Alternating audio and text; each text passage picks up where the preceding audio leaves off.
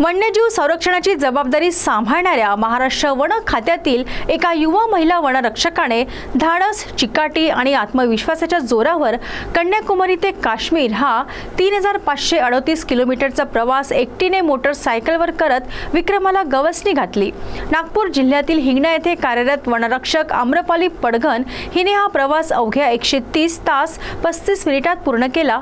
तिच्या या कामगिरीची नोंद इंडिया बुक ऑफ रेकॉर्डने घेतली आहे। आम्रपालीला जंगलाची आवड प्रचंड होती, त्यातल्या त्यात तिला मोटरसायकलची पण ओढ होती, परंतु मोटरसायकलचे प्रशिक्षण तिच्या जवळ नव्हते। 1 वर्षांपूर्वी तिने मोटरसायकल विकत घेतली आणि ती उत्तमरित्या चालवायला लागली। त्यानंतर तिने कन्याकुमारी ते काश्मीर असा प्रवास करायचा ठरवला। विशेष म्हणजे एकटीने हा प्रवास करणे अत्यंत खडतर होते, परंतु रस्त्यात येणाऱ्या सर्व संकटांचा तिने खंबीरपणे सामना केला।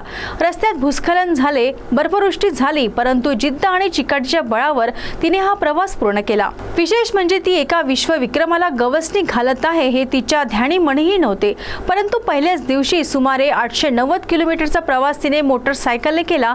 हा एक विश्वविक्रमच ठरला आहे।